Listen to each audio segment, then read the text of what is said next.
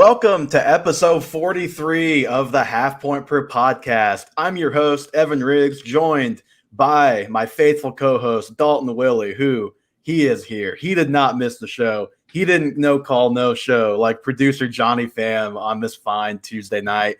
We've got a special guest, Eli Beery, joining us in a little while for a mock draft. But Dalton, before then, how are you feeling on this last week, on this like almost like a draft eve? Like this is like the Christmas Eve show of fantasy football pretty much here. Well, it's exciting. Just as a quick aside, on Indeed.com, we have an opening for a producer. If you want to email halfpointperpodcast@gmail.com with your resume, we are now looking. But this is the most exciting time of the year. I mean, Thursday night, that first game, all of your priors have been confirmed. Everything that you believed is going to be true. But the best part about right now is that every player you believed in can't be wrong unless they get hurt. And so you draft the best team. Everybody else drafted the worst team. I've had a many nights where I've went team by team with my league mates and told them why their team was wrong, only to end up being incredibly wrong myself. So this is the best time because you can't be wrong right now. Yes, I have been there. I've seen that show. Yeah, you mentioned it though. You can't be wrong unless your guy is hurt. And unfortunately, we've got to start with a guy where if you drafted before this weekend, which if you're in a dynasty or if you just drafted the third week of August, reasonable time to draft, you just lost Travis Etienne, probably your RB2, maybe your RB3, depending on where you drafted. I think Dalton, I guess where we start here is we think he's out for the season. I haven't seen anything official, but Schefter pretty much said he's probably out for the year. So we're going to go with that until proven otherwise. We'll obviously update on Twitter. I think James Robinson is the obvious place to look here. Did you redo your ranks of Robinson at all? And if so, where is he at right now? I did. So he is the second running back I have in my tier 4. My tier 4 is just guys who are mediocre talents, but have really clear paths to straight up workloads. Mm-hmm. So it goes. How many tiers do you have? I'm imagining you having like 12 tiers of RBs. It only goes to 6, luckily.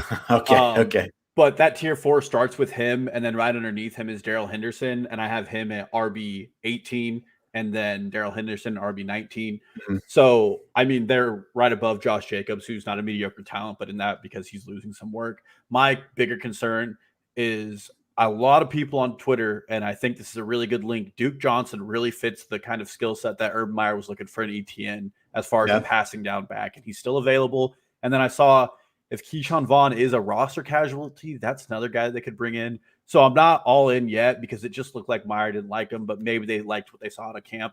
But I mean, Robinson's definitely gonna get a lot more work, and I'm excited. I was back on RB1 Sun to start before the draft, and then lost it. Well, like I told you, you were on RB1 Sun like minutes after we found out. So I told you to take a lap. I'm still gonna tell you to take a lap for the RB1 Sun here. He's an undrafted free agent. I mean, you got to cheer for this. No, yeah, he himself is a cool story. It's just a major bummer to be losing a guy drafted in the first round who, say what you will about the pick, I think we were all excited to see what he could do, especially as a pass catcher this year. And I'm with you. I've got Robinson up to 19th. I had him down in the 30s, I think 34 before this injury. I am wondering, though, I haven't given myself the bandwidth to think about it, but I'm curious if you have. Does this change how you feel about Shenault at all? Because really Etienne's main role, at least early on, was probably as a pass catcher. Robinson will get some of that, to be clear, because he got all of it from the backfield last year. But Shenault is he's kind of the guy who profiles as at the line of scrimmage pass catcher on this team. I'm wondering if that should change how we feel about him heading into this season too. It actually, and I think you and I have probably been ahead of consensus on him all year, and it puts me even farther ahead. I mean, this guy came out as a kind of Swiss Army knife type of player, and Urban Meyer drafted ETN to kind of fill that pass catching role where you can be this utility player. I mean, if you think back to his Ohio State days, he always had that running back who could do a lot, and Shenault can do a lot himself. So I think he could get used in some more interesting sets. We're probably not going to get to see him in that alpha wide receiver 1 role, but he could be getting valuable touches out of the backfield. maybe some interesting screenplays, maybe some Y screens. So it's exciting to see, and I'm definitely in for it. I think it boosts him at least a little bit. Mm-hmm. Yeah, I'm with you. I've got him at 33 right now, and like I said, I haven't truly thought about where I'd want to move him. It might be a couple of spots, but those guys are also so clumped up right there. It won't be like I have Michael Thomas at 30. He's not moving ahead of Michael Thomas. I can tell you that. So that's probably the ceiling for his rank there. One more guy to get to, and we will do a little bit of draft strategy talk here before we get into the mock draft, is DeAndre Swift. So we know that they've been bringing him along slowly with the groin issue. Dan Campbell today, I think maybe a little surprising for us to still see this, said we don't know if he's going to be there, talking about DeAndre Swift and his week 1 availability. Dalton, I've got him at RB17. That's where I've had him this whole time. I guess what people really care about the weekend ahead of draft time is, does this impact your thinking on DeAndre Swift at all?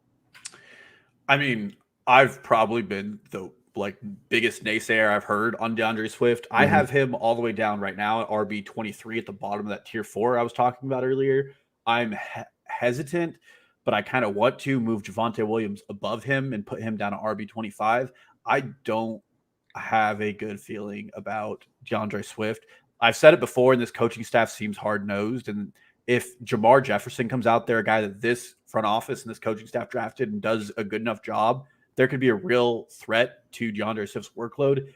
And this groin issue's gone on all of camp, and something that lingers that long does give me a little bit of pause for concern. Jamal Williams is going to step into that full, 60% role week 1 if there's no Swift.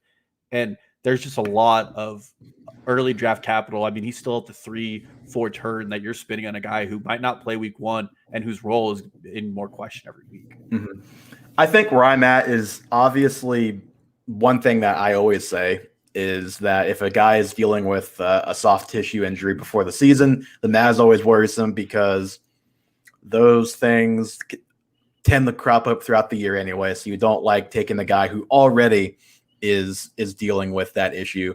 But at the end of the day, he is right on the edge of that tier for me when I get into that running back dead zone where I just don't trust those guys. So I'm still going to keep Swift ahead of all of those guys. And basically, we've talked about it. You can't project any running back to play all 17. You have to be surprised when they do.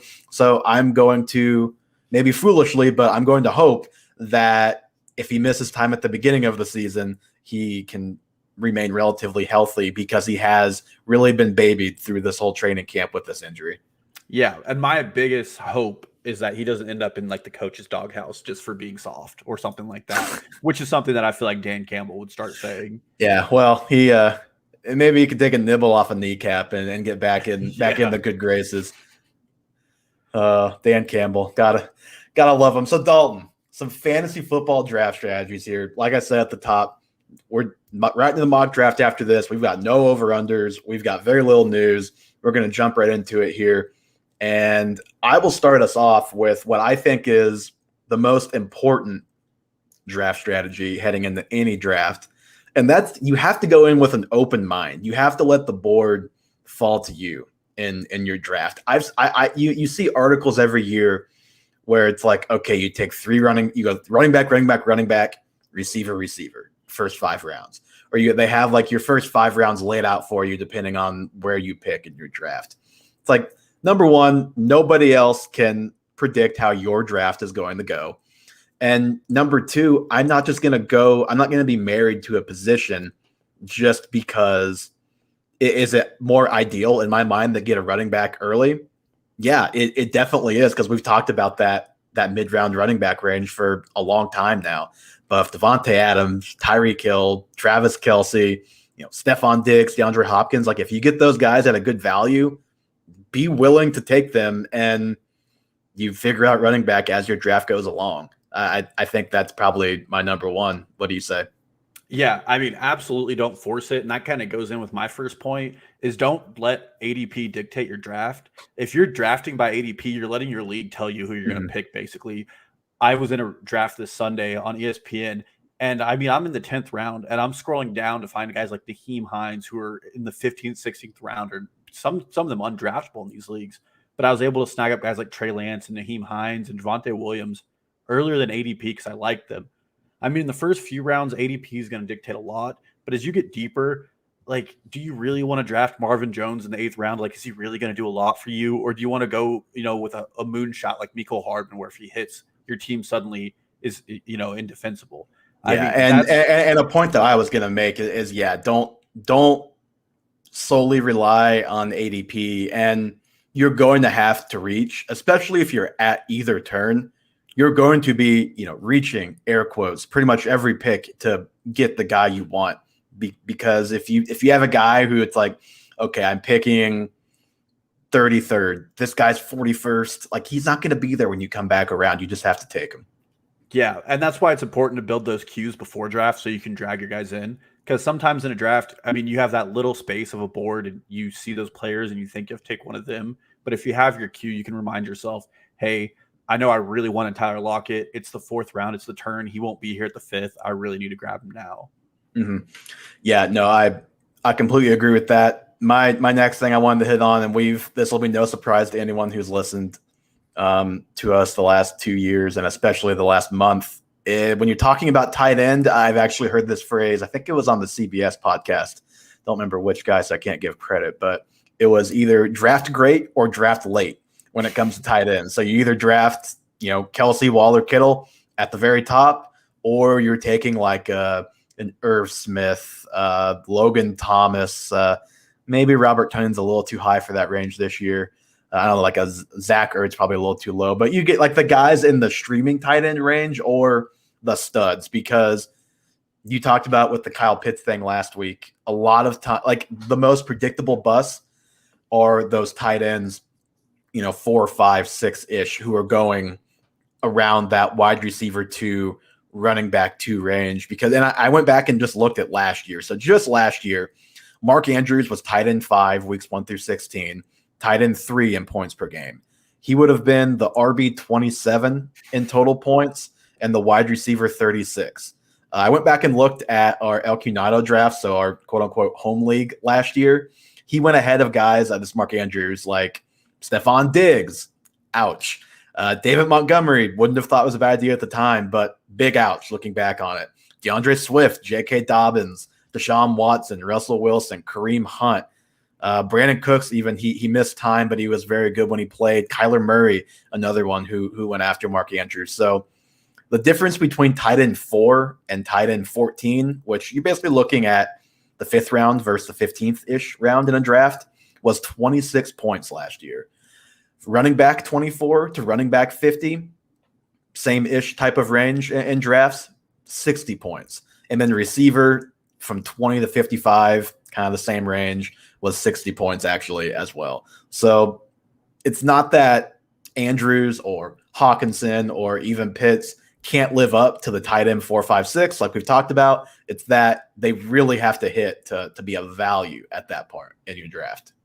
Yeah, well, Ed, it's just otherworldly to think that those guys are going to be a Kittle or a Kelsey or a Waller. I talked about it, but to be the tight end 4 through 12, you had to average 9 points a game in full PPR scoring, which really isn't that hard. And you look at some of the guys you're giving up: Cooper Kupp, Tyler Lockett, Deontay Johnson are all going after Kyle Pitts. There's just so many receivers in that range that are really, really real. Like guys you could easily make the case could be a top 15 receiver. Yeah. Well, and that kind of lends to my next point. And I'm normally not an advocate of drafting a quarterback early, but I think this year you either draft one of my top 6, probably your top 5 quarterbacks, or you wait for a while. You take Lance or Fields, or you stream it. Because last year, the top 5 guys, the Kyler Murray, Lamar Jackson, Patrick Mahomes, Josh Allen, and Russell Wilson, all scored on average 3 to 4 more points than the other quarterbacks. And a lot of those other quarterback outcomes were really hard to predict. Kirk Cousins had weeks where he was really good. He had weeks where he was really bad. Justin Herbert, towards the end of the season especially, had weeks where he wasn't as startable as he was initially. But I think you need to take one of those top 6, those big Wilson, Dak Prescott for me, and then Kyler Murray, Lamar Jackson, Josh Allen, and Patrick Mahomes. You take them early because there's such a high variance in that rushing floor those guys give you that can really be boom weeks. I mean, a 32 week from a quarterback is huge. And at least with Mahomes and Jackson, and I think even Murray for what we saw the first half of the season, those guys went on legitimate tears that could have won fantasy weeks outright. And if you're drafting like Aaron Rodgers or Patrick Mahomes in the 6th or 7th round, especially in these home leagues, you were just at such a disadvantage because that production can just be cobbled together by other guys. Mm-hmm. And then if you don't get one of those big rushers, take a Lance or a Fields and then draft someone like Sam Darnold or Kirk Cousins who has a good start to the season, and then swap them out later once they start because they will. And those guys have the same upside as those top 6 just because they're rushing. Yeah, and to kind of add to that, this wasn't a point I was going to make, but it's definitely something that I've felt as we've gone through this whole preseason process here is you see people who are really banging the Kirk Cousins drum. You see Big Ben streaming, those types of guys, Matthew Stafford even. I just don't have interest in those guys by themselves this year. What I have interest in is pairing those guys with a Justin Fields, with a Trey Lance, and getting by until those guys eventually are the starting quarterback on their team. But there's plenty of people out there who would take a Kirk Cousins or a Big Ben before those guys in drafts. I'm just not doing that. I'm taking one of those guys, and then I'm pairing them with any quarterback I can get almost. And that's a really good point. I would, if your plan is to take one of these rookies, those 2 specifically, I don't think any of the others belong in that conversation. Yeah, Lawrence too high, and then Zach Wilson you're not drafting. Yeah, I recommend taking them, 8th, 9th round, way before your league mates do, just so you have that edge. And then in the 12th, 13th round, Ryan Tannehill, Justin Herbert probably isn't that low, but Trevor Lawrence, there are so many streamers available. You can put together a good week, and you just look at the early season schedules and see what you can get. Trevor Lawrence week 1 gets the Houston Texans, so that's even a good stream. Mm-hmm. Yeah, we were just talking about Trevor Lawrence. He is going to have the hype. The hype train is going to be building for Trevor Lawrence after week 1 against the Texans. But Dalton, unless you've got any other draft strategies, I think we are about ready to let our friend Eli in here and let's let him in and get it going. So we've got Eli Beery joining the show, return guest. If anybody remembers, Mr. Beery was a guest drafter again last year. Eli, first, number 1, if you want to get in the mock draft, that'd be really cool. Yeah. Do I just take any spot? Yep, take any spot. I can randomize it if we want, or you can just, you're taking 2. Dalton can have 4. I'll go.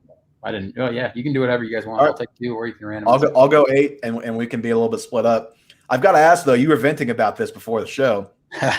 in our Dynasty League that we're in together with a bunch of other guys, it's like almost uncanny the amount of backup running backs who are now in the limelight. Like Darrell Henderson on Eli's team, James Robinson on Eli's team, and even people think Gaskin's going to be the starter. You've got Malcolm Brown, who anymore. Yep, yeah, I guess you just traded him, but you had Malcolm Brown, and even Jerick McKinnon. Like guys are getting banged up in front of him in Kansas City.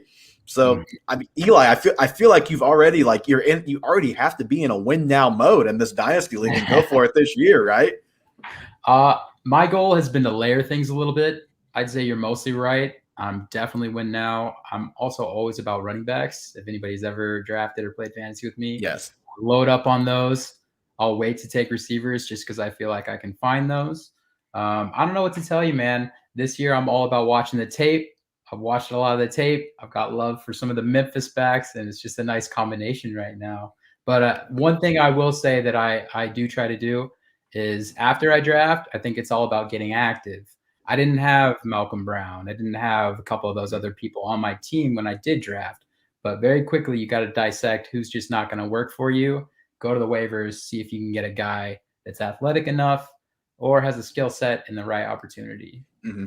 See, you two operate very differently from me in that regard because you guys are always looking the wheel and deal, even in redraft before the season starts. In Dynasty, it's a lot more understandable because you're always trading in Dynasty, right? But even in redraft, you guys have always been that way. And I always want to see my guys play at least one game. Maybe it's because I think I'm the smartest guy in the room and I'm really not. Have to be proven wrong in week 1. I don't know what it is, but I at least have to see it for myself. I have to see myself be proven wrong before I can trade any of my precious players.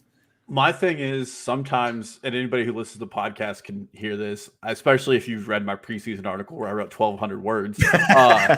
Sometimes I just see something, I'm like, man, I gotta have that guy. Like I traded for Henry Ruggs in our dynasty league, and a lot of it was just based off. I was like, man, I went back and watched some of his stuff, and I loved it. I was like, I really need him, and I just went out and did it. I just second guessed myself so many times. Mhm. Yeah. Well, if you guys are ready, I can share the screen here and we can get right into this mock draft. Everybody can see it okay. Yep. Looks like we're good. All right. So as you can see, Young Pimp, aka Eli, number 2 overall. Dalton with a wonderful profile picture, number 4 overall. The Mighty Melonheads, if you can't see my profile picture, number 8. I did that intentionally so I could be kind of right at that spot where it's ambiguous if you go receiver, running back, and we'll see how the board falls to me. But I noticed you didn't say Bel Air Bullfrogs. Bel Air Bullfrogs. Bel Air Bullfrogs, the dynasty team. I will not say Dalton's team name. It is not appropriate to be said on the air. To be said on the air. I'm glad it doesn't show up on here.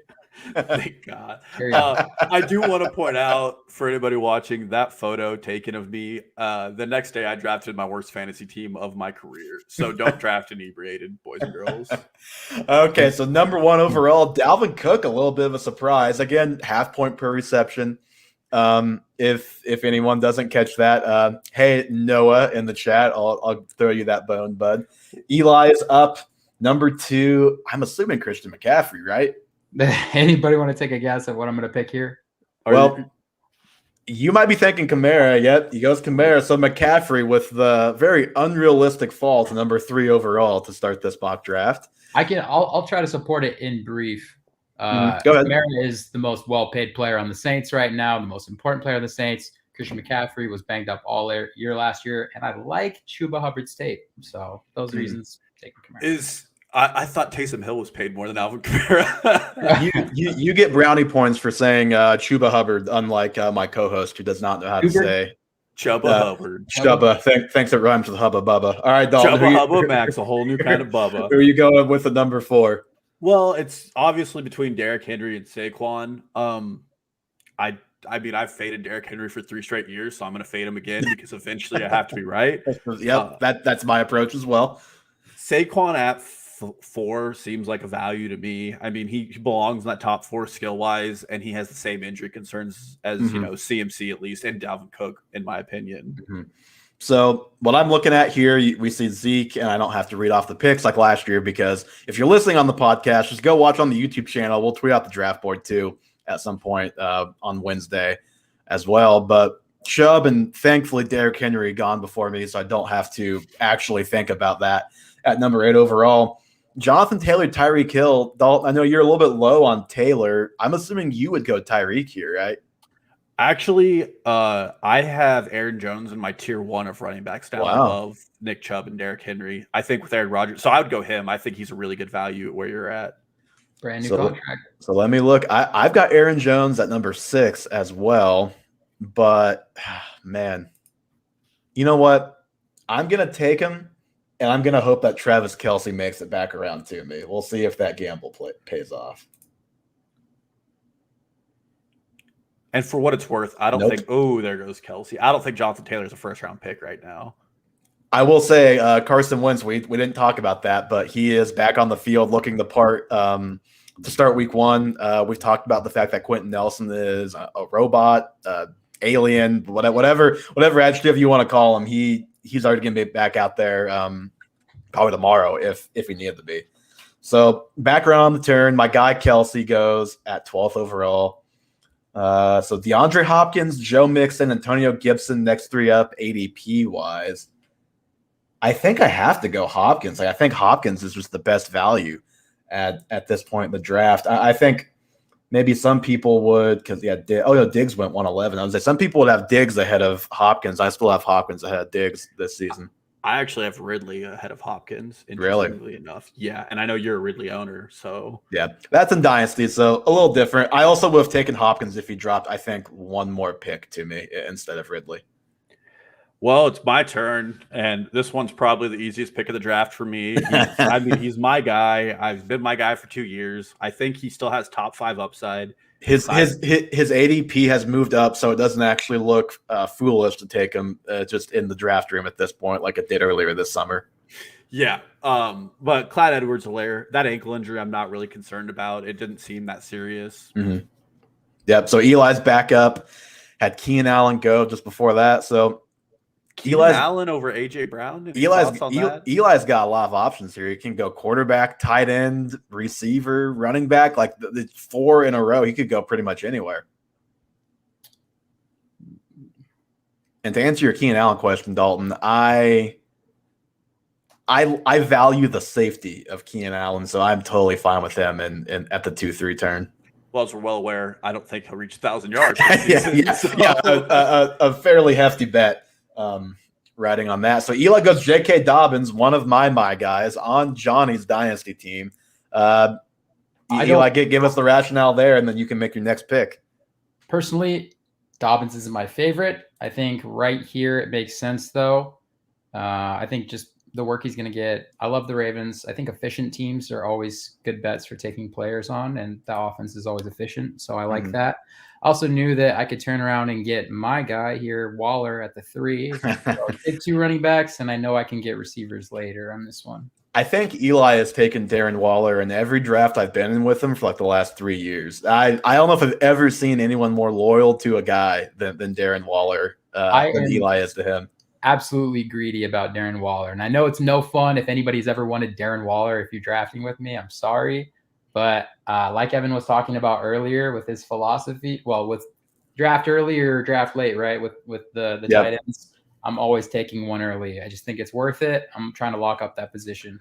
Yep. Draft great, draft late. One of those two. Dalton, who do you have? No tight end options here for you if you're doing draft great, draft late.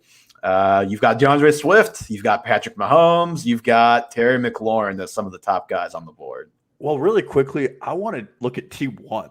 They have Dalvin Cook, AJ Brown. How does Justin Jefferson fall into the 3rd round in any draft right now? I mean, you and Eli both could have picked him at the end of the second. So maybe ask yourself or ask Eli that question. I don't know. I don't know. That's just a crazy. I think most people would take him over CEH. So I think it's actually your fault in this situation. Most people are wrong. And this guy I actually have ranked over CEH, but I know I can wait on him every draft. I think he's just perennially underrated every year. Chris Carson. Josh Jacobs. Yeah, in what world? I mean, Chris Carson's my pick here. I think Seattle's better. I still think he's the best back there. I mean, Rashad Penny was brought back on a small deal, and who knows if that guy can stay healthy. Mm-hmm. And in points per game, Chris Carson is one of the best bags, and he's been pretty healthy despite a lot of the concerns people have for him. Yeah, and Penny is back on a small deal, but his option's not picked up. So they are not huge believers in him right now. Obviously, it makes sense that his option isn't picked up because he just missed all of last season, basically, with a torn ACL. So, yeah, Carson, you would think, would have all the workload he can handle. The key, of course, with him is always how much can he handle, because he does at least get banged up pretty consistently. Well, now they didn't run him into the ground last year, though. Mm-hmm. That's the other thing about him is he's got a lot of miles left. They really opened up his skill set tree, if anything. He had catches over the top from Wilson. He had, he had like one game where he had like 2 like corner route touchdown receptions. I think it was like at the Falcons. Maybe it was like, okay, this is a little bit weird that this is happening right now. Mm-hmm. Yeah. Well, and the only thing that concerns me with him is he runs old school. I mean, he's helmet down, he plows in those defenders, and that's where you get worried about those injuries. Yeah, he definitely is one who does not run with much regard for his body. So I'm up in the 3rd round here. Looking at DeAndre Swift, the guy we just talked about, Dalton. I've got him at 17. I actually have Josh Jacobs ever so slightly higher. I don't think I'm going to take either guy here.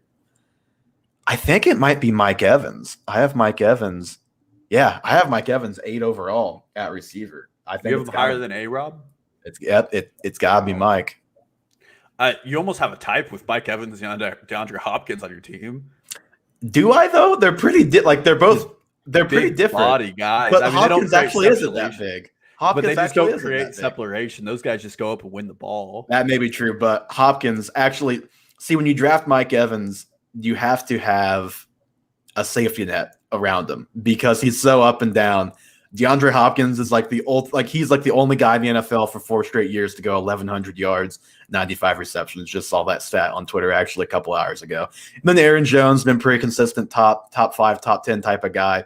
So I felt like I could take the upside shot and see what came back around to me. And now, man, CeeDee Lamb is just officially going ahead of Amari Cooper, isn't he? Lamb off the board, Cooper still sitting there. I don't know if that's absurd. It is. I don't know if I compare Cooper and Evans because then I'm taking my safety net and putting a lot of fire on top of it with those two guys. Can't take Chris Godwin. Can't have both.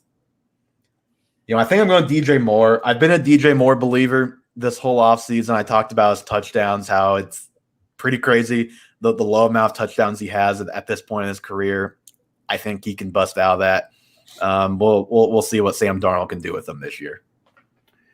I mean, I like that a lot. And I mean, we see 3 quarterbacks off the board. I still think those top 3 are all still there. And Wilson, Dak, and is Lamar 4th off the board is absurd. Yeah, I almost went Lamar with that pick. He probably would have been the next choice. Lamar and then Tyler Lockett. But I actually have, so this is a good example of kind of knowing your team. I have Lockett 1 spot ahead of DJ Moore. But again, DJ Moore, I see him as more of a safe week-to-week guy. Don't love pairing, even though I think Lockett will be more consistent, don't love the pairing of him with Mike Evans. Yeah, well, and this is where you steal my thunder yet again because I'm drafting Tyler Lockett. He's my guy. Again, I have 2 Seahawks now, but I think this team is being pretty underrated because they went vertical for the last half of the season and it failed them. And I really think that Shane Waldron is going to be a great OC and it's going to change the game there. So I'm taking Lockett. And Eli. Lamar's still sitting there. He is. Can Eli wait another 2 picks for receiver? He probably could. I've done it before. I was going to say, the last time I drafted, I got Woods. I was hoping Woods would slide there. I still think Woods is a top 15 receiver. I really like Deontay Johnson, and I'm tempted here. But I also have an affinity for wide receiver 2s, and I love to just patch everything up with them. So we'll see. There are a lot of them. There's about 40 of them, so you have a lot of options. I'm not the biggest Lamar Jackson guy. I think I just don't like the throwing upside. I know that's like the stupidest argument ever for year after year after year. But it's really not because he has more variance with his throwing than like even Kyler Murray. And then even with Josh Allen, we know he had a career year probably last year. It's probably not going to be that good, maybe ever again. But I'd still say that his throwing variance is not like Lamar easily has the most variance week to week. I think that's actually a really good point. Right. Yeah. To complement maybe what Dalton was talking about earlier, that's just one of those guys I think I would rather wait and try out like a Fields or a Zach Wilson or a Lance and just get a little bit of that rushing ability, not quite all the way that Lamar has, but enough passing to supplement that. Well, and if this was a real team that we were going to play the season with, if you had Lamar and J.K. Dobbins, Gus Edwards might give you an ulcer this season with his 5 touchdowns. Yeah, absolutely. I think the smart play here is probably going to be Godwin, but I'm just feeling kind of weird. I'm going to take Deontay Johnson. I'm obsessed with targets. I think that really hurts because I really wanted Deontay. 150 plus targets and he's going in the 4th round is just the most questionable decision making by drafters. Yep, and we know that drops usually are not a year-to-year thing. That was obviously a big concern last year. Really, the only time that drops actually impact the guy or when it impacts his playing time. Now, it did get him benched at least 1 game last year, but he obviously was very productive for a lot of the season and bounced back from those drops. So I would expect him to not lead the league in drops for a 2nd straight year. So I got a solid targets guy. I know I'm going to get a nice floor there with him. I also know who's coming up later in the draft. And I'm still not sold on Lamar. So I'm going to defer on the quarterback. I'm going to reach a little bit, going with Javonte Williams. Okay. So going with the upside play at 5-1. And you know what? If you're going to take Javonte this early, you can do that when you went Kamara and then you've got a guy in J.K. Dobbins who you can feel comfortable on starting too. So you can actually probably build a team where you do not have to start Javonte Williams. It's very tough to have him as your RB2 right out of the gate. Yeah. Well, this is one of those times where I get to let the draft come to me. I love Cooper Kupp here. I think Matthew Stafford really brings a new element to that offense. But Lamar Jackson's 10 spots past ADP at this point, and I have him as QB2. So I'm getting him in the 5th round. It's pretty easy value for me to take Lamar here. I still think wide receiver goes pretty deep. It gets pretty flat after this point, in my opinion, too. So I'm happy to take Lamar. Yep. I was gonna happily take Lamar in 3 picks if you didn't take him there and he continued falling. I agree with everything you said. Everyone knows, you can go read the newsletter last week. Everyone knows I'm in on Lamar and his value this year. I've got him at QB2. I know the throwing is a little week to week with him, but the running is just so good. And it's good with a lot of these guys at the top, but Lamar is probably the best running quarterback of all time. So can't really go too wrong there. So this is where you need a running back, Evan. It looks pretty. I do, grim. but you know what? When you mock draft, you try stuff. So we're trying something here. We're gonna go a little receiver heavy. I think you can probably guess who I'm taking here. He would have been one of my guys, but he was one of my breakouts. I love Brandon Ayuk coming into this season. I think he's set up to have a big-time year, no matter which guy is his quarterback, even if George Kittle and Deebo Samuel are both healthy. I think Ayuk is clearly better than Deebo, and I think he's going to have an awesome year. And I'm not reaching for running back just because I need a running back, because I don't like the guys in this range. Like, looking at the board, Chase Edmonds goes 3 picks after me. Dalton, you and I have talked ad nauseum. I don't think we need to talk about it again, but we are not Chase Edmonds guys heading into this season by any means. Not even remotely. James Conner is going to get that workload in the goal line, and I don't even think Chase Edmonds is really that good. 1 career carry within the 5. It's just not pretty. And you know what? I'm gonna keep this trend going, not receiver, but I'm gonna keep looking away from the running back and see what I can get next time around, because you mentioned the Seahawks. You've got 2 of them. I'm going to take the guy who's going to be throwing all those guys the ball, and Russell Wilson at this point in the draft. I think getting him in the 6th round is always great value. You know, I've always been a big Russell Wilson guy. Yeah, the thing is, I just want to see a complete season out of him. I do love him this year, but man, he is so hot and cold sometimes. He is, but at the end of the day, I'll still take the top 5 QB finishes. So here is where I think it's really important that you don't start reaching or taking guys who are just there. And we have Mike Davis, Aaron Rodgers, Raheem Mostert, Melvin Gordon, and Rojo. To me, all of those players are super meh. You would need such a good season out of Rodgers to even be worth it. I'm scrolling a little bit, and I'm looking at my team, and it looks like I have a lot of guys who can get me home run weeks. And I just need someone to do a little consistency here, and that's Robbie Anderson. I mean, last year he was in the top 24 wide receivers, only had 3 touchdowns. He was just pure yards guy. He's a clear candidate to regress positively. A little bit of a locker room connection with him and Sam Darnold. So I'm pretty excited about it. I'm going to take Robbie. I think he is easy top 24 upside. On a scale of 1 to 10, how bad did it hurt that James Robinson went 1 pick before you? So I was actually sitting there and I was like, man, if I get a starting running back in the 6th round, that's a beautiful thing. I was ready for it. James RB1 season's back on the train. I'm not doing victory laps. I'm just making a point as a front office. It's a dumb thing to draft running back in the 1st round. And Jacksonville, be damned. That's what I would have if Russell Wilson would have been gone. Robinson was the next guy on my board, on my theoretical board here. Eli, 6'11" here in the draft at this point. Who are you going with?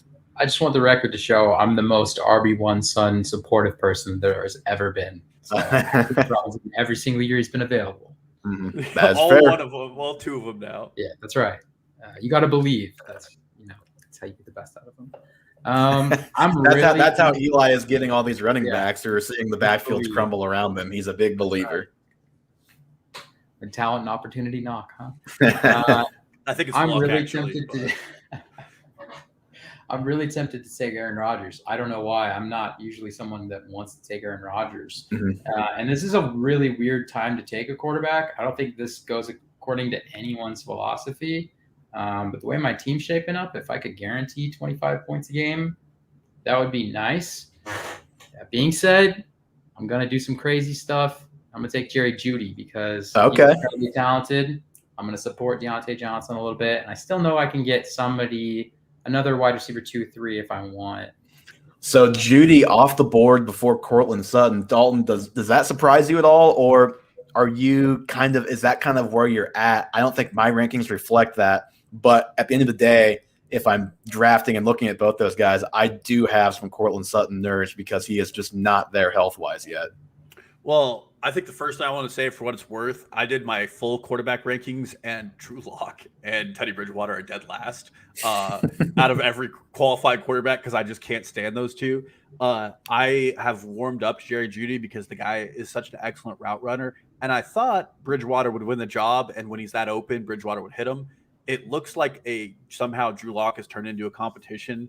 But the Cortland Sutton news, I mean, that injury just sounds like it's not getting better, and he's still kind of nagging it along. Mm-hmm. I'm concerned, so I would take Jeudy over Sutton. It's hard. I like Sutton better as a player, to be honest, because he has that proven NFL caliber. But Judy's healthy. I don't like drafting injured players. Well, and Eli is really betting on drops, not carrying over year to year with Deontay Johnson and Jerry Jeudy, and he could very well be right. Both those guys are guys who are open a lot, just have to catch the ball better than they did last year. I will say I don't like two Broncos on a team. That's true. I've never done that before. I don't know what got into me today, but I'm banking on young talent showing itself here. I know for redraft that's a little tricky, but I do think a lot of sophomores tend to show an upside. And Jeudy, like you said, is supremely talented and athletic. Well, and even in redraft, the rookies or even the sophomores, a lot of times those guys they really hurt to own the first half of the season, and they can be league winners the second half of the season. But let's see where Eli goes with the second pick of the 7th round. Aaron Rodgers, that temptation is gone. He is off the board at 7-1. So because of that, I'm going to wait a little bit on quarterback. I feel pretty good about running back. There's a couple of interesting characters in here. But since I just took who I took at receiver, I think it's probably best I patch that. I'm not going to take another risk with Devontae Smith. And I'm going to take the upside of a Debo. So it's not the same type of receiver as what I've been taking, and I know it's an injury case a little bit, but I'm hoping either Jeudy or Debo will win that job at some point. Yeah, I will say, as someone who had Debo last year in 2 leagues, actually, I think it was very heartbreaking to follow Debo Samuel's injury up and downs last season. Hopefully the guy can stay healthy, because even though I think Ayuk is better, that's not a knock on Debo. I think Debo is a very good player as well. Well, Debo's somehow a running back playing wide receiver. I mean, you made my job easy, Eli, because I was between Debo and Devonta Smith. The more you read about the Eagles training camp and the fact that they don't think any of the receivers behind Smith are worth their money. I mean, Quez Watkins is out competing former first-round pick Jalen Reagor. I think Devonta Smith has just a clear role to being an alpha wideout. And then he looked really good in the preseason. I know it's preseason, but he broke J.C. Jackson's ankles on the Patriots with that route. And they're not going to throw the ball a lot, but other than Goddard and Ertz, I don't see anybody else really getting a lot of passes on this team. I love Smith. You know, it's hard to win a Heisman when you're not a quarterback, and he did that even in a weird year. So I'm taking him here. Yeah, all I have to say about that is I am still bitter about your Devonta Smith love after I have to be the one to talk you into Devonta Smith in the spring. But it is what it is. Glad you came around, I guess. Had to read. Just had to read a little more. Had to read. All right, well, Raheem Mostert, Ronald Jones off the board. We're looking at an RB2 we might have to wait on a little bit, and we might have to find a bad veteran to fill in at the actual RB2 spot to start the year. But it's got to be Trey Sermon, because if Trey Sermon were the pop, if that pick pops with the receivers I already have, like that team is looking pretty scary in week 6 or 7. Well, and I wanted to ask you about this because I was looking at this earlier, and you made it perfect because you and Eli both drafted the guys I was curious about. How is Trey Sermon 2.5 rounds behind Javonte Williams in draft position right now? I'm not real sure. I'm not real clear on how we've kind of created that edge. Yeah, I think I don't know. I mean, I'm trying to find my ranks here. Where do I have Javonte? Surely it's a dependency, right? So I have them back to back at 24 and 25, with Sermon actually above Javonte Williams, but obviously could go either way. maybe it's the fact that people think the Niners like love Raheem Mostert still too, because Raheem Mostert's kind of always been overhyped there. I think maybe it's a little bit of that. There might be more injury concerns with Sermon just because he's been banged up in college, but I don't know. That's a great question. I don't really have a good answer for why that would be. Well, in my thing, the Niners sat Sermon, didn't play him in the preseason, which is usually an indication that you think the guy's going to play in the regular season with the ones. Javonte Williams played with Royce Freeman when Melvin Gordon wasn't active in the ones. So it just feels to me like Sermon has a solidified role already, and that I've said it before, Javonte Williams is my favorite back in the draft, but I'm very surprised that there's that big of a gap between those two rookies. I think maybe the argument that might be made, I'm not sure if I agree with it, but I think the argument that I could see is, well, Melvin Gordon's on the way out. Now, Mostert may be too, but Gordon might be more on the outs with his team than Mostert is with his team. And so maybe Javonte Williams has a higher percent chance to actually be that league winner, be that 70 to 80% guy in that backfield. And Gordon just maybe Melvin Gordon goes away entirely. Maybe that's a higher chance than Mostert, barring injury with both those guys. I think that might be the line of thinking. I don't know. That makes sense. You have to think the urgency is greater too with the Broncos. You guys said it yourselves. Their quarterbacks are ranking dead last. Like, they got to run the rock. Yeah. You would think so, although they have a lot of guys to throw to too. So they're just in a predicament that only the Broncos could put themselves in by taking a cornerback when they really meant quarterback. They meant QB, not CB, in the top 10 of the real life draft. So I am back around again. I'm looking at my guy Michael Carter, who the reports on him have not been good. Not been good. He is not going to be starting to start the season. We'll put it that way. I think he can still have an impact this season. I'm not sure I can have him and Trey Sermon be my RB2 and my RB3. Your boy David Johnson's here. You want to draft someone? Dude, I gotta tell you, David Johnson is completely out of my top 60 in my ranks that I've updated. I think that ship has sailed. Long live Philip Lindsay. So I think here's what I've got: a guy who I think might make it back around to me. So what I'm gonna do is I'm gonna go back to a position that I really don't need. I lost track of the guy. Good Lord. Where is Jalen Waddle? I'm going to take a guy that I love, the guy who actually may have won the Heisman Trophy had he stayed healthy last season because he was their best receiver through 4 games before he broke his ankle. I love Waddle. I think the talent is just so supreme. I think he could have an excellent year. And you know what? At this point, I'm not drafting to trade, but if I were, I've got some trade chips at receiver. I could go find myself a running back if I need to a couple weeks in. Yeah, well, right now there's 2 players on your team who week 1 might be questionable to score some points. But that team, for the meme and for the ongoing debate, I really want to draft Will Fuller here, and he was definitely in my consideration. But this is one of those times. Will Fuller, parentheses, lower leg injury, back running routes today. Yeah, and did you see the guy who was running against who had these giant extendo arms? Will Fuller looked great. I did not. I'm not watching the Will Fuller tape like you are. You're missing out. So Will Fuller would be my ideal pick here, but I really think Devonta Smith is already kind of a home run at wide receiver, where that's what I'm looking for with him, and that's what Will Fuller is you're looking for that. I really would like more consistency, a flex play, and this is a huge value to me. 8th round, Tyler Boyd in probably one of the most pass-heavy offenses. Jamar Chase is, he's having some practice issues, but even then, Tyler Boyd is the bona fide slot guy. He's going to get targets. This team's going to have to throw short often because of a bad offensive line. It's an easy pick for me, and it hurts Eli. He's like kind of new Jarvis Landry, and I don't think Jamar Chase coming in changes his role at all, because Chase is now, he could be more productive, should be, and hopefully will be more productive than AJ Green last year, but it's not like he's stepping into an offense and it's like, okay, we have to find 120 targets for this guy. They're already there. They just might be more efficient with Chase. I think Boyd's targets are not changing really this year at all. Absolutely. All right, Eli. I know that was probably your guy. So who are you taking here? Say this stuff about Boyd to me in real life, so that I wouldn't go overcompensative and obsessed with running backs. Oh my goodness! Always trying to get the next receiver. Okay. Well, Boyd was definitely my guy. I love the targets. The floor is always pretty nice too when healthy. And I do think I think the hype is justified on Jamar Chase. I really think he is that athletic and that talented, but it's going to take some time, even for freak show rookies like that. They need a moment. Yeah, and he should, especially, again, drops are the thing we're talking a lot about today, and also drops are. I'm not necessarily solely he's going to be dropping the ball this year because he's dropping it right now, but he's a guy coming off of a year away from football, so he's going to need maybe a little more time even than the average rookie. Right. Agree. There's two guys I like here. Without Boyd, it would be Chenault and actually Mike Williams, although he's a little bit lower and he's going through some injury stuff here. I think Herbert's going to sling it.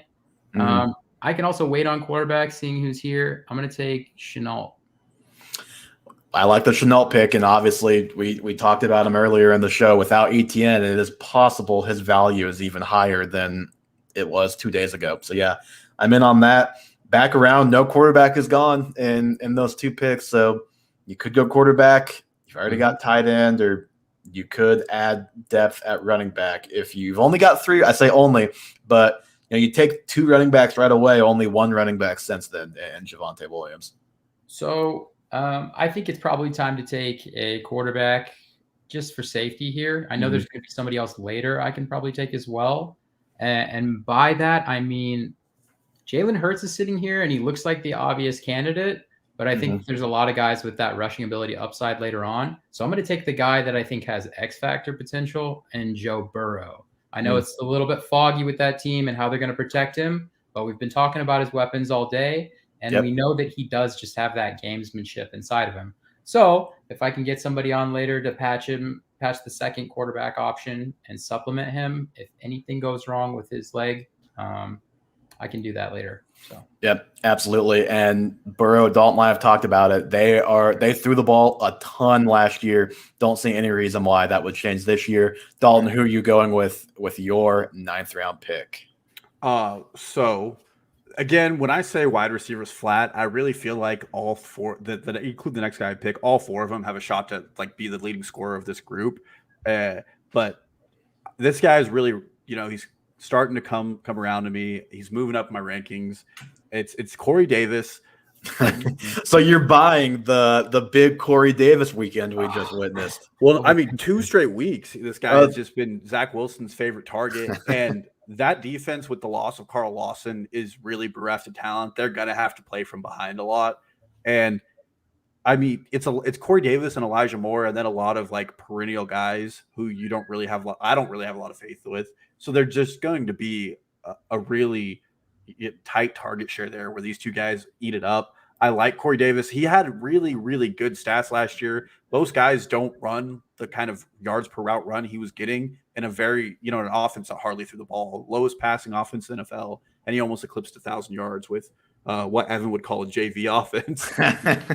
Yeah, a high school offense. We'll give him some credit. Not JV, but a high school offense in Tennessee. A lot of play action, a lot of basic stuff, but it works. Yeah, so Johnny sent us a tweet this morning from PFF, and it was a quote from someone saying that Corey Davis could be close to the league in targets. Needless to say, that went on my spreadsheet of things we're going to look back on at the end of the season and see if it was actually right or wrong. Yeah, Eli, I had the same type of reaction. I don't mind taking them in this pick, to be clear, but I think the Corey Davis hype is getting a little out of control just in general. Yeah, well, and would I take him in the 9th round? That's not my projection, but a guy who can get 6 targets a game in an offense that's going to be playing from behind, I do like. I feel like you'd be Trey Wolfuller with that pick, but alas, I'm taking A.J. Dillon. I was hoping he was going to come back around to me. So I've got now the Packers backfield, which, hey, I've got 3 running backs. If I got to have 2 of them on the same team, the Packers are not a bad offense to hitch my wagon to. I think Dillon is going to I think he could actually have flex upside on a week-to-week basis, like Jamal Williams did. And I think he's better than Jamal Williams. He's different. He's not going to be catching the passes like Jamal Williams was. That'll be more Aaron Jones, I think. But I think Dillon could rush for 10 touchdowns. I could very easily see that. So if I've got to patch it together, if I have to start 2 guys from the same backfield, I don't love it. But with how my receivers turned out, with getting Sermon earlier, I'll take Dillon over reaching for somebody I don't believe in the 5th or 6th round just to fill my running back room. Did you read a zero running back article before you drafted today? I did not. No, I did not. But I know you frequent the zero RB articles, so give it to me. Oh, I'm just you're just going all zero RB picks here. I mean, team's stacked. I wonder how you're going to fill out this RB roster to end the night. Well, here's where we're going with next. We're going with Tony Pollard, who another potential league winner if anything were to happen to Zeke, or maybe Tony Pollard carves out a role all to himself at some point this season because he was just point blank better than Zeke for like decent chunks of last year. Yeah. As a Tony Pollard dynasty owner, hope that happens. But we didn't see skinny Zeke last year, and that's a big thing. No one's talking about it. People aren't talking about this. You're right. No one's talking about the Dallas Cowboys and Ezekiel Elliott. No one. There's not a whole TV show about him right now or anything. This one is a tough one for me because I really, really, really, really want to draft Mecole Hardman here, but my roster does not need that at all. This is a time where I call my shot, though. I've called DeAndre Swift a bust. I still think Jamal Williams is in line for so much more work, and it's an easy pick for me, especially knowing week 1 he's getting the full workload. I think he's a very we don't. Back. To be clear, we don't know that, yes, but there's a good shot for it. So I think it's easy for me to draft Jamal Williams, even with, I think, the way and feeling coaches, there's a split backfield there, and I'm very excited to have a guy in it. Just out of spite for your call, I wasn't even considering Jamal Williams at my pick. Want you to know that. I can't wait to be right on Jamal Williams. And for what it's worth, the guy loves anime. Absolutely loves anime, and he is like a super weeb about it. If you follow the Detroit Lions on TikTok, he's all over it. Eli, who are you going with here? A lot of nice receivers in here. I'm a little worried, though, that I don't have a 4th running back. I think this is a nice point where it just completely drops off. I now have more running backs than Eli on my team. Yeah, there's something wrong here. No, I do get into that a lot, and I think that should be said. That is the risk of going like with the tight end early, is usually you get in a slide where you have to go receiver. Fortunately, this draft this year is nice because there are a lot of guys that are similar all in that window. But I'm going to take Nyheim. I think the Colts love Nyheim no matter what, no matter who's the bell cow there, and he's going to continue to get the 3rd down work. Yep. I know, Dalton, you're a fan of Nyheim Hines this season. I love the pick. The Colts have a atrocious start to the season. They play some really rough teams, and if they're in bad situations, we saw it last year. Jonathan Taylor gets completely scripted out of the game. There were quarters where he didn't play entirely, and Nyheim Hines was the guy on the field. Marlon Mack, I don't really think he's a threat to Jonathan Taylor, but we know for a fact that Nyheim Hines probably has the most secure role on that offense. We know exactly what he does and what it looks like. It hurts me a little bit that Phillip Lindsay goes next pick. I wasn't going to take him over Tony Pollard, but I actually thought I might be able to snag a starting running back in the 11th round, but didn't quite happen for me. The definition of starting is really shaky there with Phillip Lindsay. I think he is going to be the starter. Terrible team, though, in all likelihood. But alas, Eli up again.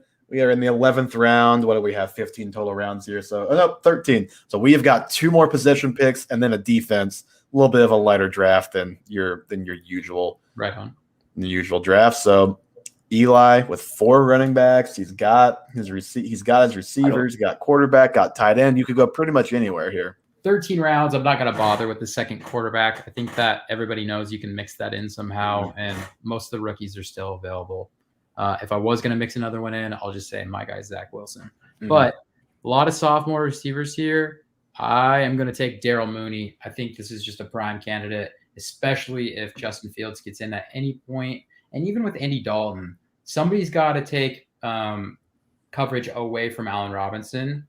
Darryl Mooney is an effective route runner. He's incredible on throws over 20 yards.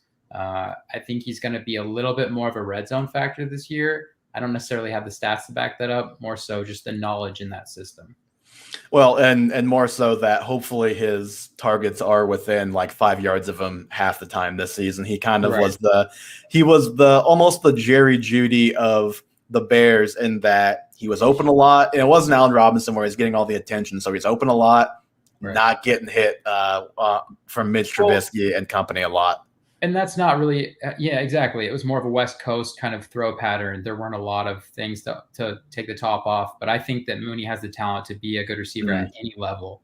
And that's what I hope Fields can do. Hopefully the arm's strong enough in this situation. But yeah, Robinson. Haven't you heard? Andy Dalton says it's my time. He says it's my time. We'll see how long Andy Dalton's time lasts. His 12th year in the league, and his time has arrived. Whose time lasts longer this season, Andy Dalton or the coach, Matt Nagy?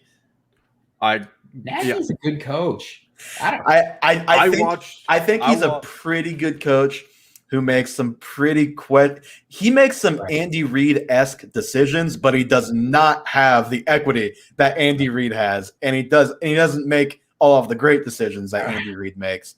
I will say, I know it's a preseason game, but I watched a better coach, Mitch Trubisky, run circles around the first-team defense of Chicago in a way that man had never done before. Meanwhile, I watched Matt Nagy roll out Andy Dalton, who couldn't get a completion against the second-team Buffalo defense. It was just atrocious. I am all out on Matt Nagy. I don't know. Playoffs every year, man. Ooh, Noah in the chat, and this one actually is a little bit interesting. Who goes longer as QB1, Andy Dalton or Cam Newton? Well, we didn't talk about this in the news and notes, but the Patriots seem very upset with Cam Newton going to the offsite testing facility and getting this 5-day kind of quarantine issued on him. And if you remember, he did this last season too. Almost the exact same scenario. He had to miss a game because he went offsite and got tested for COVID where he shouldn't have. So, bonehead decisions like that when Mac Jones is playing pretty stellar in the preseason are not things you like. Did you see Belichick's quote today? No. It was either today or yesterday. Someone asked him, like, if this gives, like, does Mac Jones have, like, a pretty good chance or, like, a pretty good shot to win this job in these 5 days? And, like, all he said was, like, yeah. He said, yeah. Classic Belichick's like, what? Yeah. Well, Mac Jones has had a good preseason. I mean, I know Cam Newton had a really good game last week, but I think it's a pretty close competition. I'm going to go with Cam Newton just because I have more faith in the guy behind Andy Dalton than I do Cam Newton. I think the downside with Cam is actually lower, if that's possible to believe, than Andy Dalton, because we saw when it went bad, it went really bad last year with the shoulder and just he had that great game against Seattle, and then it was just a wreck after that. Pretty much after he got COVID. I think he got COVID right after that, or was exposed, or whatever it was. That happened with him last year. So I don't know. I would say Cam. What would you guys say? I would say Cam. Cam goes longer. Who's going longer? Yeah, who's gonna start longer? Andy Dalton or Cam Newton? I'm saying Dalton. I don't know what it is. Like, did Mac Jones and Brady immediately have a phone conversation? And Brady says, okay, Bill likes it when you throw right at their shins and where only they can catch it, because every single ball he throws looks exactly like a reincarnated Brady. I don't know. I think body type too. I also think the other factor at play here, and I jokingly kind of mentioned it with the Nagy versus Andy Dalton thing, is that Bill Belichick is under absolutely no pressure to play the young guy. He can ride out he can do whatever he wants. He's Bill freaking Belichick. True. Whereas Matt Nagy might have to go with the Hail Mary, save my job. We're 2-4, 1-3, whatever. That could easily happen with Chicago, whereas I don't see that obviously being a thing for the Patriots. Yeah. All right. So Dalton, you are up. You have 23 seconds on the clock, so I can pause it. I can pause it, or you can make your pick. Well, you don't know who I'm taking because I'm taking Trey Lance. I just finished my quarterback rankings, like I said earlier, and I have Trey Lance at 10. Wow. Super high. And the only reason for that is because once he starts, I think he has that top 5 upside easily weekly.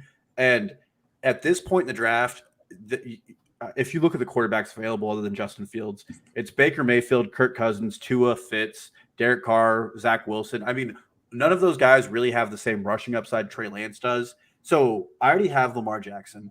But if I have another quarterback who I can wait until he starts and then trade him away for some pretty good value, I'm fine with that. And on the off chance Lamar gets hurt, I have easily a great starting quarterback, and now I get to wait for it. And I mean, we're in the last 2 rounds here. There's not a lot of good players left. Mm-hmm. I would have loved Mecole, but I have so many wide receivers at this point. It just doesn't make sense. The only other player I was thinking about, I'm sure this is who Evan's going for. Yep. You don't have a tight end yet. I'm taking my guy. Irv Smith. Right here. Irv Smith, I don't have to explain that one. If anyone wants to know how I feel about Irv Smith, go read my guys in the newsletter last week. Go listen to like any number of podcasts where Irv Smith has been brought up. Both Dalton and I are big fans, big believers of Irv this year. And I went late with tight end, didn't go early, so I waited until almost my last pick here and got a guy that I think he has like top 8 type of upside. Yeah, definitely. Okay, so now we're just looking at best available. It's probably got to be a running back just because I only have 4 and not feeling too comfortable with the position, obviously, with how I've gone. We could go with a J.D. McKissick and just try and lock down some PPR value. Latavius Murray's still sitting there. I do not think he is a guy that should be drafted at this point. We talked about Rashad Penny earlier. Xavier Jones, another guy who's a little bit interesting in LA. I know we didn't talk about Henderson. It seems like the thumb is fine. Seems like he's more of a day-to-day than multiple week type of thing. I guess I'll go McKissick. I don't love doing that, but I'm just trying to lock down any kind of volume at running back at this point in the draft with the way this team is shaping up. So comes to me, and I need a tight end. Really, there's nothing exciting here. I'm gonna go with the Ferk Daddy, Anthony Ferkser. What is that nickname? The Ferk Daddy. You've never heard him called that? No, I have not, and you have to really be careful and enunciate when you give him that nickname. Yeah, but he has the third highest yards per route run among tight ends last season. The thing is, he doesn't see all the work because he's not a good blocker, but he's probably the third option in a low pass offense, but he's a very good red zone option. The guy just gets the job done where you need it. And for all intents and purposes, if he doesn't work out week 1, I can just pick someone else up. I was also looking at Jared Cook here, good red zone target. And I've heard a lot of good things about Gerald Everett in Seattle, but I couldn't justify having a third Seahawk on this team. Fair. I understand. Although at this point in the draft, I'm not sure how much it would really hamper you. But Eli, this is going to be the last user positional pick remaining in the draft. So who is Mr. Irrelevant as far as position guys among the users? Well, Dalton, you got a real Ferkser up there. I don't know about that pick. You're going to take Cole Kmet here, huh? Cole, I do. I mean, I think I can't say this year for sure. I'm more of a dynasty guy with him. I think he's got the upside to be pretty good in year 3 or 4, like most of these tight ends end up being. Like Tanyan, for example, Waller. All right, I'm huge on Kenneth Gainwell. I know I'm not, like a lot of people really aren't with him. And I know it's like half the Eagles are a mess, half can we really be sure about Gainwell? He sat out a lot in college. I'm team Memphis running backs right now. They're blessing me. I'm going to say blessing them. I think they all have ridiculous skill sets as zone runners, and they all catch very well out of the backfield. Yeah, and Gainwell in particular, that is like his tried and true skill is he can catch the ball. You can't get on Twitter almost without seeing Miles Sanders drops another pass in training camp. So I think Gainwell can eventually carve out a role there. It's funny, you have Hines and Gainwell who are like half point per of each other. I mean, half point per reception here. Like I'm trying to get any edge I can. I also, you guys aren't in love with Miles Sanders. I know I'm not either. And if I'm looking at the majority of the packages, I think the Eagles are going to run, it's going to be a lot of shotgun stuff with Hurts. I think that's just prime Gainwell territory. So he's not a guy I could let the waivers have. Yep, for sure. All right, we can breeze through the defenses here. I'll let Eli pick his defense. We don't really have to even talk about those. But Dalton, any major takeaways? I guess first question I'll ask you about my team because I'm the one that went with probably the more, I guess, controversial, out there draft strategy where I just look away from running back for rounds 2 through 6, basically. How do you think, do you think that is a viable strategy in that draft spot, looking at the way the team shaped out? Or should I have gone with like a Kareem Hunt over Brandon Ayuk or maybe reach for James Robinson over quarterback earlier? What do you think about those kind of pivot points there? I like the team construction a lot. The only thing I would say is probably where you took A.J. Dillon, I would have looked for like a floor RB2, like a Naheem Hines-esque role, or even like a Gus Edwards, a guy who, has like a role so they get you that 7 to 6 point or 7 to 8 points you need weekly. because week 1 you're probably going to be, cobbling together an RB2. I think J.D. McKissic probably serves that role best for you right now. Still looks like he retained those third down duties, but that's the only thing I would say to do differently. I mean, you're gonna outflex everybody right now because you just have the better wide receivers, which is all that really matters. I think we also disagree a little bit on A.J. Dillon's value and his floor. I think he actually does have that floor. The only issue, obviously, with having both he and Aaron Jones, just the way it worked out, is that the week-to-week ceiling, it may be there for one of those guys, but the odds of, like, you could easily have McKissic or Hines or Gus Edwards have 20 points with an Aaron Jones 25 points. You're probably not getting that, but again, I'm kind of taking that patchwork approach until hopefully Trey Sermon or a trade were to come through with this team. But yeah, I don't know. Thought it was an interesting strategy. Eli, looking at Eli's team, so he went double running back, no surprise there, Darren Waller. Then he goes quarterback after a receiver run and Javonte Williams mixed in there. Eli, I know you're usually a guy who, if you go that tight end earlier, you wait a pretty long time on quarterback. Looking back, do you wish you would have maybe passed up Burrow for other guys, maybe another running back or receiver, or are you happy with the way you filled out those skill positions around Burrow and Waller? I'd say if I could do it over again or do it in the future, I wouldn't jump on the quarterback slide. I think that's the one thing that, like, for the past 3 to 4 years in fantasy, everybody's been really cool with. And it's been this whole thing like, oh, I can always wait and get Matt Stafford. You hear it like every single year, or I can get this guy that throws a lot. The difference for me the past few years on being a playoff team and winning super consistently and not has been taking the quarterback before the 6th round. And it's been something I tried to do. Kyler Murray a couple times, Dak, I think once. And yeah, I don't know. I just think stuffing the stat sheet in that specific spot, getting it out of the way, not having to deal with, all right, who do I got to trade or who do I got to hope has a good game this week? That's probably what I would have gone with. Maybe one less of those gamble receivers. So Dalton, looking at Dalton's team here, he goes Saquon early. He goes 3 running back right away. Saquon, CEH, and then Chris Carson. He takes Lockett, then quarterback, and goes on a receiver run. Jamal Williams late, Trey Lance. I guess really the only thing, Dalton, is with such a good quarterback, I know you talked about that upside with Lance, even though you have Lamar. Is that a viable thing? Like, do you think the Lamar owner should still look at Lance late in the draft, even if obviously they should feel great about having Lamar as their starting quarterback? I mean, it's really knowing your league. Like, if you don't know one in your league trades for anything, I wouldn't follow this at all. And we've seen Brian get stuck with many a 2 quarterback situations in home leagues. And the other thing I would say is you probably have to be more comfortable trading Lamar than you do Trey Lance. I'm a huge Trey Lance believer, and once he starts, I would feel comfortable starting him and trading Lamar away. But you have to be comfortable doing that with whoever your QB1 is, because the name alone is just going to garner more value. And other than that, my only other concern with my team is all 3 of my running backs are just so injury prone. It's Saquon, CH, and Chris Carson. I will say, for anybody who still drafts and has defenses, I really like the Panthers this year to start the season.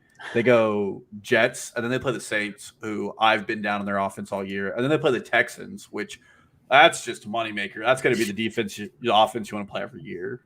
Yes, and if you do still draft defenses, definitely at least look, unless you're drafting like the Bucks or like a no-brainer, like I want to start this defense every week, unless they play like the Chiefs or maybe the Ravens or someone like that.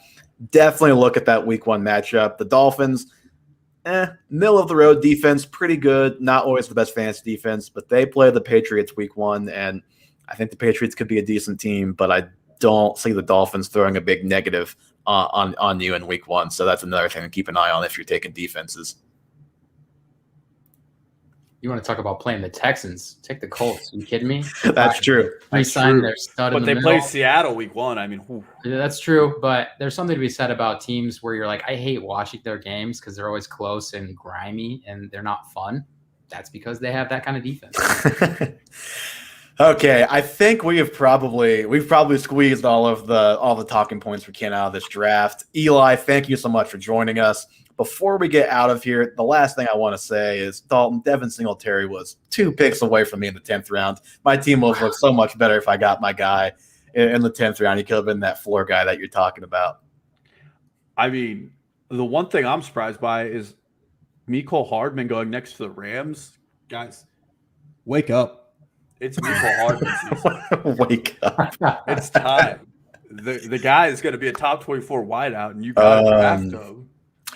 Not sure I buy that. I am hopeful for Mecole Hardman, like any Chiefs fan. It probably is, though. So we'll see what happens there. Again, thank you so much to Eli for joining us once again for our mock draft.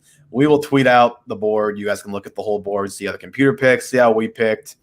And, of course, go watch on the YouTube if you'd rather just follow the draft and actually be able to see every pick as they're going along. That's Half Point Per Podcast. Just search that on YouTube. Follow us on Twitter, Instagram, TikTok at Half Point Per Pod. Again, subscribe to the YouTube, the newsletter, halfpointperpodcast.substack.com. Probably be putting our updated ranks on there. We didn't talk about our ranks very much on the show. Probably just publish the ranks without much content before you guys draft this weekend. And we will be back with some post-draft wrap-up. I think maybe, Dalton, a chance to talk a little dynasty, a little real-life team over-under win totals, as we're still going to be like in that awkward 1 week out from the real season. But thank you guys so much for joining us, and we'll talk to you next week. Thanks, guys.